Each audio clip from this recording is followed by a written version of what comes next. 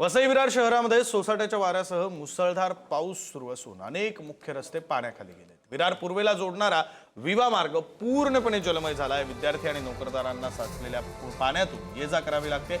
पालिकेच्या कचरा संकलन कर्मचाऱ्यांनाही या पाण्याचा फटका बसला असून शहरातील दैनंदिन वाहतूक आणि जनजीवनावर परिणाम झाला।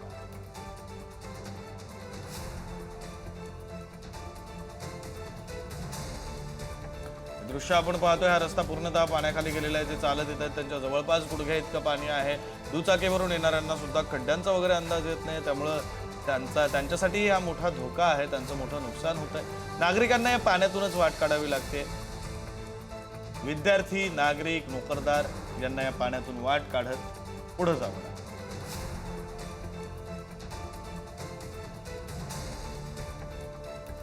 विरार शहरामध्ये रात्रभरापासून पावसाची संततधार सुरूच आहे। त्यामुळे शहरातील जे सकल भागातील रस्ते आहेत ते पाण्याखाली गेलेले आहेत। मी सध्या बीवा कॉलेज परिसरामध्ये उभा आहे। आपण जर पाहिलं तर हा विरार पश्चिमेकडील बीवा कॉलेज परिसर आहे।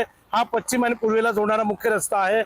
दरवेळी पाऊस पडला की हा रस्ता पाण्याखाली जातो, त्यामुळे या ठिकाणी जी वाहतूक असते ती बंद पडते आणि त्यामुळे या ठिकाणी चालणारे नागरिक असतील, विद्यार्थी असतील, त्यांना देखील याचा फटका बसतोय।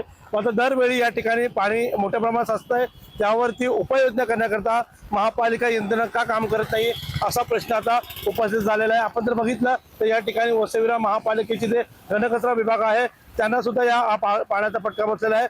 भर पाण्यात त्यांना हे कचरा संकलन करण्याची वेळ या ठिकाणी आलेली आहे। आपण जर बघितलं तर या ठिकाणी जे वाहन चालक आहेत ते सुद्धा पाण्यातून कसरत करत या ठिकाणी आपली वाहनं या ठिकाणी आखताना आपल्याला पाहायला मिळत आहे। आपण जर बघितलं तर रात्रभरापासून पावसाची संततधार सुरू आहे, त्यामुळे शहरातील मुख्य रस्ते हे पाण्याखाली गेलेले आहेत। जर हा पाऊस असा सुरू राहिला तर पुन्हा पूर परिस्थिती निर्माण होण्याची शक्यता वर्तवली जात आहे।